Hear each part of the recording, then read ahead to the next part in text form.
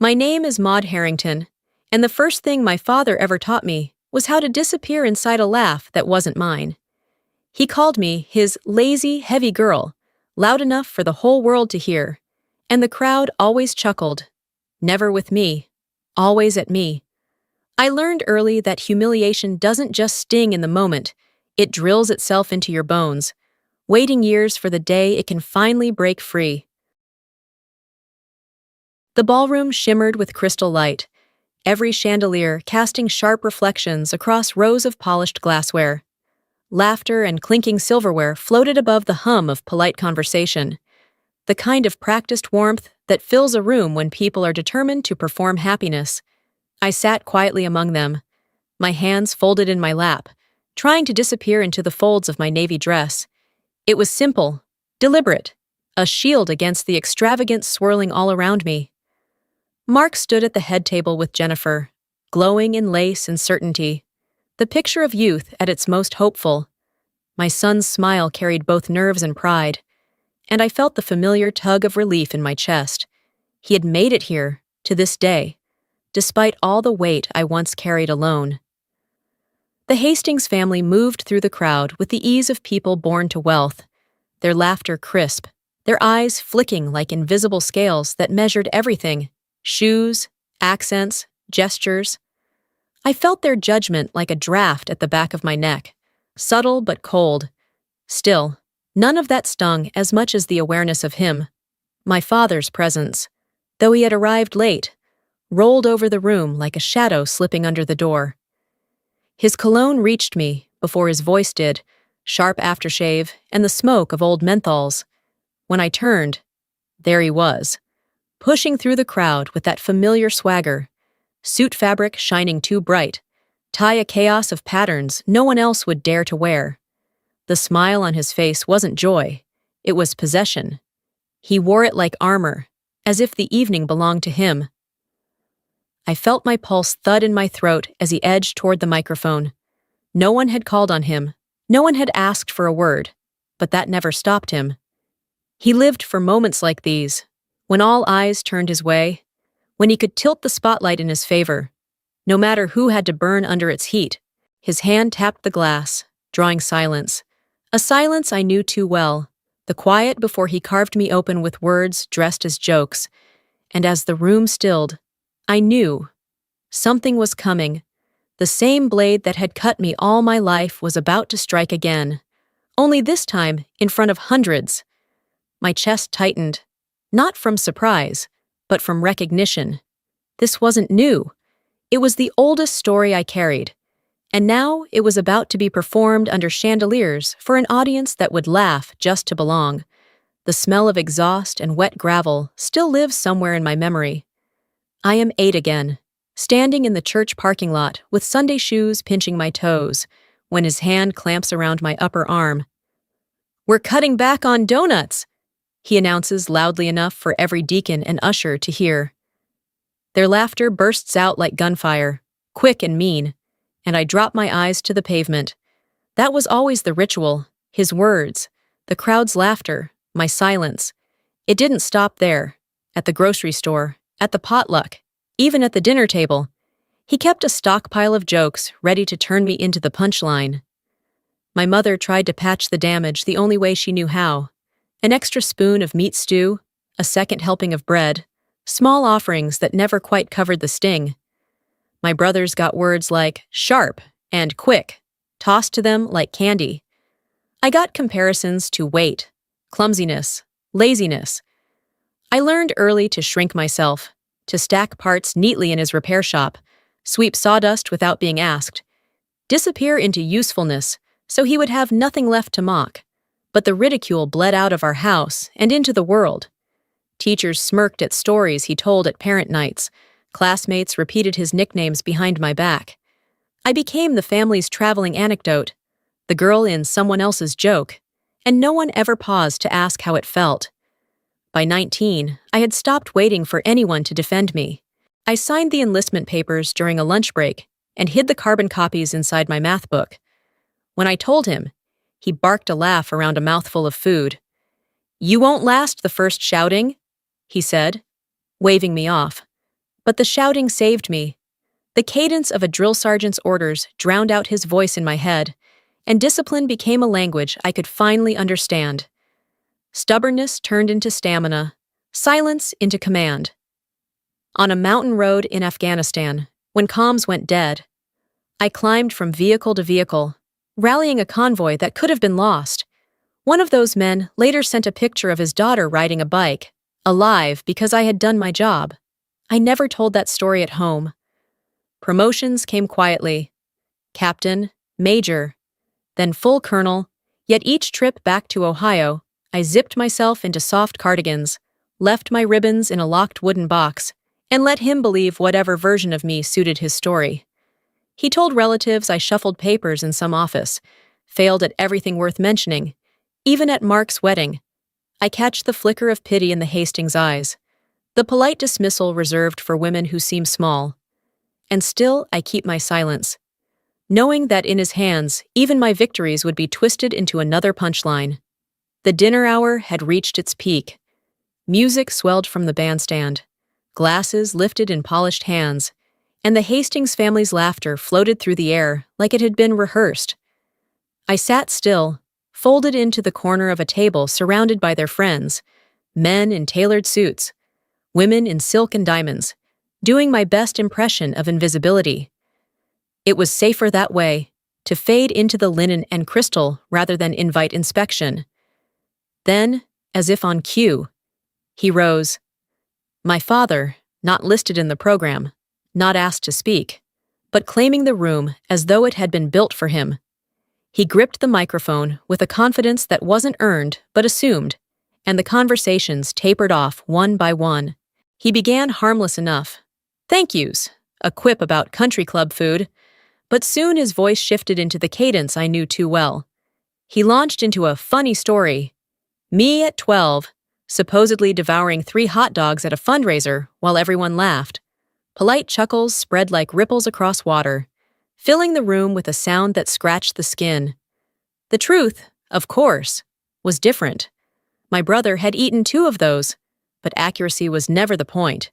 The point was always the laugh, always me at the center of the ridicule. He leaned into the microphone, smirking, and delivered the cut he'd been sharpening all evening. This is my daughter, lazy, heavy, never amounted to much. The laughter that followed wasn't joy. It was obligation, 500 voices rising together, shallow and cruel, stabbing through me like pins. I sat frozen, heart hammering, aware that the joke was never just a joke. It was a verdict, and the ballroom was his courtroom. Heat flushed up my neck, a dizzy wave that made the edges of the room blur. My instinct screamed at me to flee, to vanish into the shadows like I had all my life. But then movement stirred at the edge of the head table. A group of groomsmen, friends of my son, shifted in unison. I blinked, recognition flooding me. Their faces weren't just familiar. They were mine. Afghanistan. Men who had once stood under my command, who had followed me through dust and fire. They had been there all along, quiet, watching. One of them met my eyes, then another. Their silent question hung heavy in the space between us. Is it time? My chest tightened, but I gave the smallest nod. Permission, alignment, whatever they needed to know, they saw it in that gesture. They set their glasses down, chairs scraped. 4 men rose to their full height, tuxedos pressed, but bearing the stillness of soldiers. And then, in one voice, "Sir, she's our commanding officer." The words cut through the hall sharper than any shout. The laughter snapped off. The silence that followed was thick, electric, as though the air itself had divided into before and after. My father's face drained. He lifted his wine, maybe to buy a moment, maybe to hide. But the sip betrayed him. He choked, sputtered, Bordeaux spraying across the white cloth in a stain that bloomed like blood. Gasps scattered through the room. Hastings' faces turned pale. Guests froze mid-motion. And then came the final blow. One of the men, Miller, spoke again, calm but iron in his tone. "With respect, sir, we'd prefer you speak of her accordingly. She saved lives. She led us when it mattered." I didn't move. I didn't have to. For the first time, the truth had stood up on its own legs, and it carried more weight than all of his jokes combined. The declaration from the groomsman still hung in the air, sharp and final, when the ballroom fell into a silence so heavy you could hear the chandeliers hum.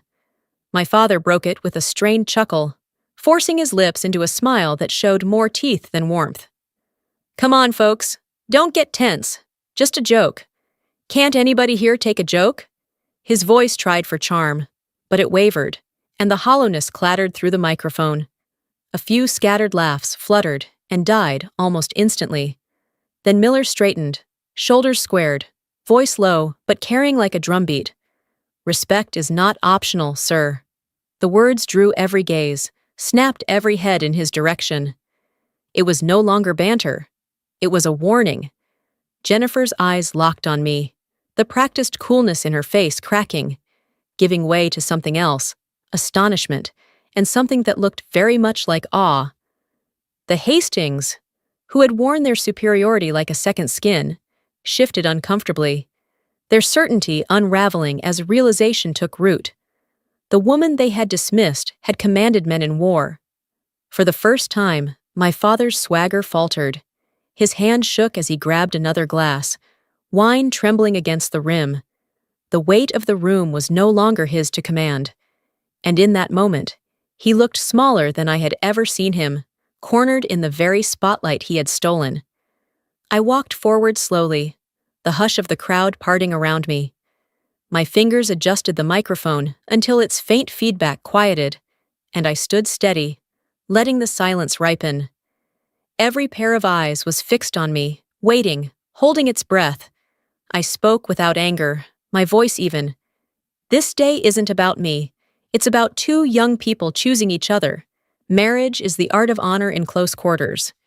You don't have to be perfect to be honorable. You just have to tell the truth, especially when it would be easier not to." I lifted my glass toward Mark and Jennifer. The stillness cracked wide open with applause that rose like thunder, genuine and unforced. Chairs scraped back as the guests stood. Hundreds of glasses lifted in unison. They weren't saluting my father's humor. They weren't rewarding cruelty. They were standing for truth, for dignity, for something that couldn't be laughed away. I let my gaze sweep the room and pass over him without pause. Mercy refuses to audition. He sat rigid, his face pale, lips pressed tight, suddenly mute. The man who had ruled every room with a cutting word was now a shadow in the corner, invisible in the very hall he had tried to own. When the ballroom finally emptied, the echo of applause still clung to the walls, though hushed now, as if people feared breaking the spell of what they'd witnessed. Guests left in clusters of whispers, glances cast back at me with a mixture of surprise and respect. My phone buzzed with messages, thank yous, congratulations, quiet notes of solidarity, but one silence was louder than all the words. My father was gone. I expected it. Retreat was his habit, slipping into arrogance whenever truth cornered him. But this time, I refused to let the story end in his absence. 2 days later, I walked into the old repair shop in Ohio. The air smelled of oil and rust, of copper pipe and damp cardboard. A country station played low on a battered radio, static threading through the twang of a steel guitar. He sat hunched at the workbench, a pencil clutched in his fist like a weapon, eyes fixed on a ledger that seemed to hold him hostage. I didn't wait for him to look up. "Jokes are supposed to make the listener laugh," I said, my voice steady, "not humiliate them." He flinched, barely, then scowled. "You're too sensitive. It was just a joke." The words sounded smaller here, stripped of the crowd he usually relied on to echo them back. I stood straighter, meeting his eyes. "If you don't stop, I won't bring Mark here again. I won't let my son grow up inside the same circle of ridicule I did." The shop seemed to still. His jaw worked, but no sound came. He saw it then, my resolve, sharper than any punchline. For the first time, I wasn't asking for his approval. I was drawing a line, and he knew I wasn't bluffing. The shop was so quiet, I could hear the ceiling fan stutter with every turn. He stared at the ledger for a long time, the pencil frozen in his grip, until finally he set it down with exaggerated care. as if even that small act might break something fragile. His voice came low, roughened by years of smoke and pride. "All my life I mocked you because I was afraid," he said. "Afraid you'd outgrow me. Afraid you'd prove I was nothing without my cheap jokes." I waited for the anger to rise in me, but it didn't. What came instead was a steadiness I hadn't known I possessed when I was a child in his shadow. "You don't need to tear me down to stand tall," I said, each word deliberate. "But you do need to stop using me as your entertainment." His eyes flickered, then dropped. There was no apology, no grand gesture, only a curt nod, his jaw tightening like a man swallowing stones. It was clumsy, incomplete, but I recognized it for what it was, a surrender of sorts. In the days that followed, his change came not in speeches, but in small, awkward acts. One afternoon, he appeared at my door with a grocery bag. Inside lay a heap of tomatoes cushioned on a paper towel, the kind of offering that would stain a counter if not handled carefully. He cleared his throat and asked, "You got any salt?" It was the closest thing to contrition I had ever heard from him, disguised in produce and understatement. Another morning, he showed up at the Veterans Memorial, where a new plaque was being dedicated. I stood in uniform, the air filled with the solemn rhythm of folded flags and measured words. He didn't try to explain me away or soften the respect that came my direction. He simply stood beside me, silent, while strangers called me "ma'am" and shook my hand. For once, he didn't interrupt, didn't shrink me down to fit the version of me he was comfortable with. That silence was heavier than any insult he'd ever thrown, but it carried weight of a different kind. It wasn't dismissal, it was restraint, maybe even respect. For the first time, I felt his quiet not as an absence, but as a choice. It was messy, imperfect, and late. But sometimes change doesn't arrive as an apology wrapped in neat words. Sometimes it shows up as tomatoes in a paper sack, or as a man who doesn't reach for the microphone when the world is watching. And though I would never say it out loud, I understood, for him, this was the language of remorse, a language clumsy and halting, but at last pointed in the right direction. Weeks passed, and summer stretched long and warm. At a family cookout, the smell of charcoal clung to the air, smoke curling lazily above the grill, while voices mingled in casual conversation. Children darted across the lawn, unbothered by the heaviness adults carried. I stood near the picnic tables, watching from the edge, as I had done my whole life, waiting, bracing, expecting the familiar sting. My father moved slowly through the yard, balancing a plate piled high with chicken wings. The chatter dipped as he reached the circle of relatives and neighbors. I felt my stomach tighten, that instinctive dread coiling again. This was the stage he always claimed, the moment he twisted gatherings into spotlights for his sharp humor at my expense. My breath caught, prepared for the old script to return. But something shifted. He set the plate down on the table, cleared his throat, and when he spoke, his voice wavered between strength and something far more human. "This is my daughter, Maud," he said, steady enough for everyone to hear. "She's led and cared for more people than I ever have. That's all I'll say." For a beat, the yard went quiet. Then came nods, murmurs of agreement, the weight of recognition rippling through the group. No punchline followed, no cruel smirk, just words that stood alone, plain and unadorned, but finally free of ridicule. I let the breath I'd been holding slip out slowly.